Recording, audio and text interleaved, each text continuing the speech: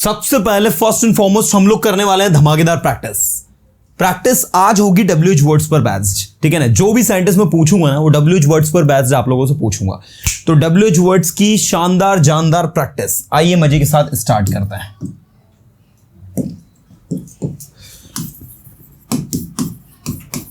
WH words practice. आपको पता है आपके WH वर्ड्स जो है वो आपके इंटरोगेटिव सेंटेंस की कैटेगरी में आते हैं। ये वो सेंटेंस होते हैं जिनमें कब, क्यों, कहां, कैसे, किसके साथ, क्यों, क्या, किस लिए, ये सारे WH वर्ड्स। मैंने कहा क्या, व्हाट, आप क्या कर रहे हो, व्हाट आर यू डूइंग, आप क्या सुन रहे हो, कम ऑन, आप क्या सुन रहे हो, कम ऑन।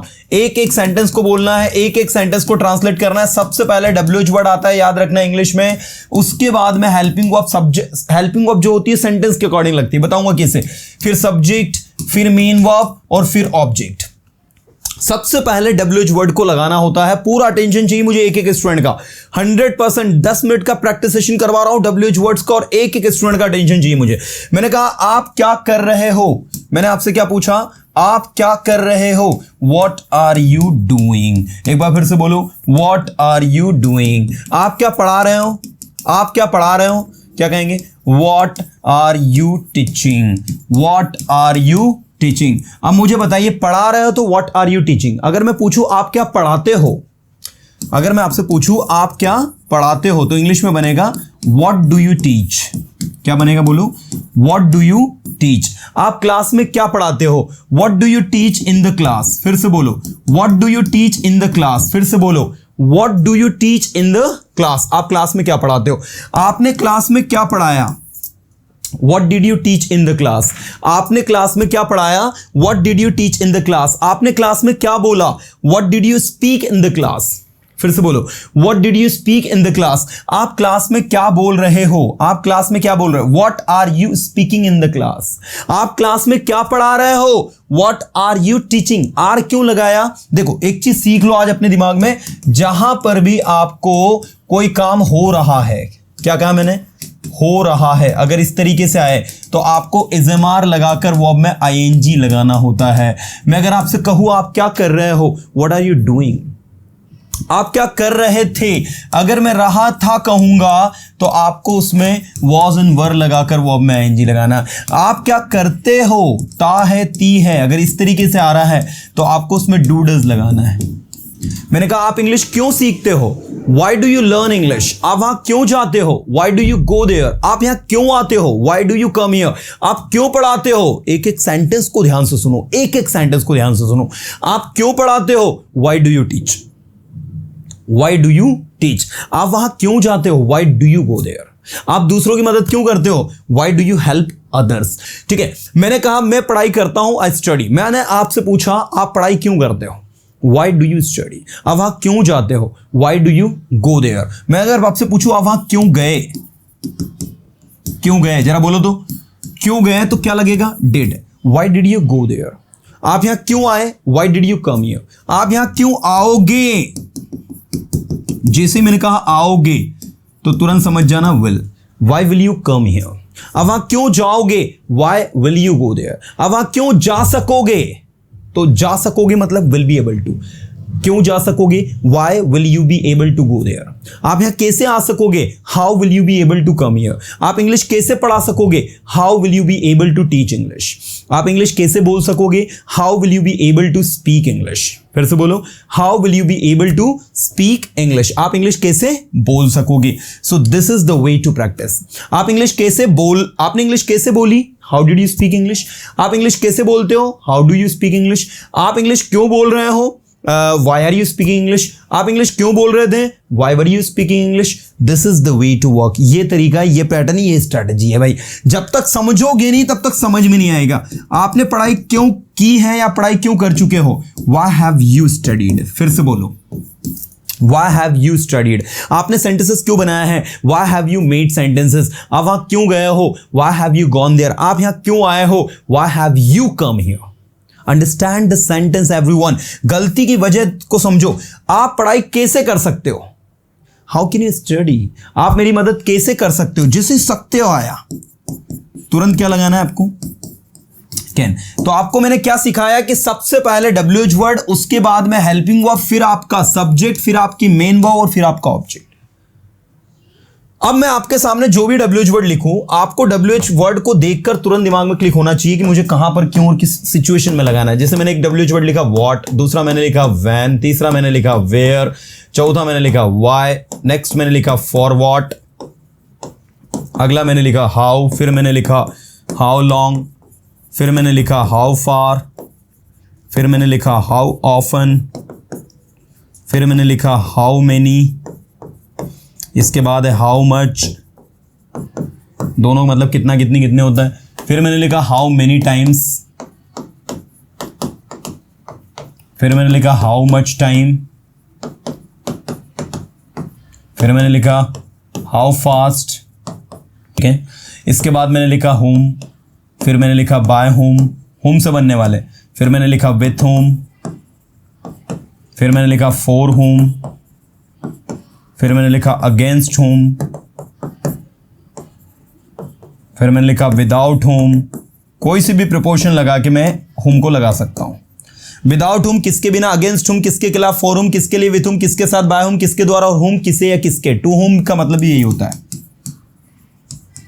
ठीक है। ऐसे ही विच वाला बना दो, which, in which, with which, how many times, how much time, बहुत सारे WH वर्ड्स हैं। तो भैया कोई सा भी WH वर्ड मैं आपसे पूछूं, याद रखना सबसे पहले आपको किसको लगाना है, उस पर्टिकुलर WH वर्ड। जैसे मैंने कहा कितनी बार, हाउ मेनी टाइम्स, आप वहां कितनी बार जा चुके हो। आइए कितनी बार को प्रैक्टिस करते हैं। आप वहां कितनी बार जा चुके हो, अब जा चुके हो मतलब कौन सा टेंस है, प्रेजेंट परफेक्ट। क्या बनेगा इंग्लिश में, हाउ मेनी टाइम्स, बोल कर देखो जरा फटाफट, how many times have you gone there. अब आपने आंसर दिया, मैं वहां 10 बार जा चुका हूं। I have gone there 10 times. Have क्यों लगाया, जा चुके हो। अगर मैं ये बोलता आप वहां कितनी बार जाते हो एक महीने में, आप वहां एक महीने में कितनी बार जाते हो, तो how many times do you go there in a month. In a month मतलब होता है एक महीने में। इन अ मंथ मतलब क्या होता है, एक महीने में। आपने आंसर देकर कहा कि मैं वहां एक महीने में 2 बार जाता हूं। I go there twice in a month. आपने आंसर में क्या कहा, आपने आंसर में कहा आई गो देयर। 2 बार को इंग्लिश में कहा जाता है ट्वाइस। एक बार को वंस, 2 बार को ट्वाइस, 3 बार को thrice. Once, twice, thrice, once, twice, thrice. Once एक बार, ट्वाइस 2 बार, थ्राइस 3 बार, है ना। तो मैं 2 बार जाता हूं। I go there twice in a month. In a month, मैं एक मंथ में वहां 2 बार जाता हूं। आपने कहा मैं 3 बार जाता हूं, तो I go there thrice in a month. अब थ्राइस के बाद मान लो आप 4 बार जाते हो, तो 4 बार के लिए 4 टाइम्स बोलना होगा। ऐसा कोई अलग से वर्ड नहीं बनता उसके लिए ना। I go there 4 times in a month. मान लो 4 बार जाते हो तो क्या कहोगे, I go there 4 times in a month. तो ये इस तरीके से आपका वर्क करता है। तो भैया हाउ मेनी टाइम्स, कितनी बार। मैंने कहा आप ये मूवी कितनी बार देख चुके हो। How many times have you watched this movie. आप ये टॉपिक कितनी बार पढ़ा चुके हो। How many times have you taught this topic. मैं ये टॉपिक 5 बार पढ़ा चुका हूं, फिर भी आपको समझ में नहीं आ रहा। I have taught this topic 5 times, still you are not getting. मैं वहां कई बार जा चुका हूं। I have gone there many times. ठीक है, तो इस तरीके से हाउ मेनी टाइम होता है। हाउ मच टाइम कहां यूज होता है, जहां समय की बात करें। ठीक है, मैंने कहा आप कितने समय सोते हैं, how much time do you sleep. आप कितने समय पढ़ाई करते हैं, how much time do you study. आप कितने समय आराम करते हैं, how much time do you take rest. तो हाउ मच टाइम कहां लगाना है, जब समय की बात करें। ऐसे मैंने कहा कितनी तेज, हाउ फास्ट। आप कितनी तेज बोल सकते हो, how fast can you speak. आप कितनी तेज लिख सकते हो, how fast can you write. आप कितनी तेज बोल सकते हो, how fast can you speak. आप कितनी तेज दौड़ सकते हो, how fast can you run. So this is the way to write whom and to whom, किसे और किसको। मैंने कहा तुम किससे बात कर रहे हो, to whom are you talking, या whom are you talking to. आपने कहा मैं मिस्टर शर्मा से बात कर रहा हूं, I am talking to mister Sharma. मैं मिस्टर वर्मा से बात कर रहा हूं, I am talking to mister Verma. ऐसे किसके द्वारा, ये पेसिव वॉइस में होता है। यह काम किसके द्वारा किया जाएगा, bye whom will this work be done। किसके द्वारा इंग्लिश पढ़ाई जा रही है, bye whom is English being taught। चूंकि ये पेसिव वॉइस का है तो अभी हम पेसिव वॉइस में इसको समझेंगे डिटेल में। आप यहां किसके साथ में आते हो, with whom do you come here। आप वहां किसके साथ में जाते हो, with whom do you go there। आप किसके साथ में खाना खाते हो, आप खाते हो किसके साथ में, तो डू डज। आपने किसके साथ में खाना खाया? With whom did you eat food? आप किसके साथ में स्कूल जाओगे? With whom will you go to school? आप किसके साथ में स्कूल जा रहे हो? With whom are you going to school? आप वहां किसके साथ में जा रहे थे? With whom were you going there? इसी तरीके से फॉर whom का मतलब होता है किसके लिए, ठीक है। फॉर whom का मतलब क्या होता है? किसके लिए। आप चाय किसके लिए बना रहे हो? For whom are you making tea? For whom are you making tea? आपने कहा मैं अपने दोस्तों के लिए चाय बना रहा हूं, क्या कहोगे? आई am making tea for my friends. एक बार फिर से बोलो, आई am making tea for my friends. मैं अपने दोस्तों के लिए चाय बना रहा हूं, तो फॉर माई फ्रेंड्स मेरे दोस्तों के लिए। फॉर whom किसके लिए? तो फॉर माई फ्रेंड्स मेरे दोस्तों के लिए। अगेंस्ट whom किसके खिलाफ? आप किसके खिलाफ बोल रहे हो? Against whom are you speaking? तो आपने कहा मैं कुछ पॉलिटिकल लीडर्स के अगेंस्ट बोल रहा हूं, I am speaking against some political leaders. तुम किसके खिलाफ अपनी आवाज उठाओगे? Against whom will you raise your voice, ठीक है। अगेंस्ट whom क्या बोलना होगा मैं? किसके खिलाफ? तो against whom, against whom will you, आवाज उठाने की इंग्लिश होती है raise, RAISE, raise your voice. किसके खिलाफ आप अपनी आवाज उठाओगे? तो आपने कहा मैं करप्ट लोगों के अगेंस्ट अपनी आवाज उठाऊंगा, तो I will raise my voice against corrupt people. I will raise my voice against corrupt people. I will raise my voice against corruption. मैं करप्शन के खिलाफ अपनी आवाज उठाऊंगा। तो अगेंस्ट हूं किसके खिलाफ? आप किसके बगल में बैठे हुए हो? तो किसके बगल में? Beside whom, beside whom are you sitting? एक बार बोलो सभी, beside whom are you sitting? अभी आपके कोई कमेंट के आंसर नहीं करूंगा मैं, आपको सिर्फ और सिर्फ जो है केयरफुली सुनना है। ओके, बिसाइड whom किसकी बगल में? Beside whom are you sitting? आप किसकी बगल में बैठे हुए हैं? तो आपने कहा मैं अपने दोस्तों की बगल में बैठा हूं, क्या बोलोगे? आंसर करो।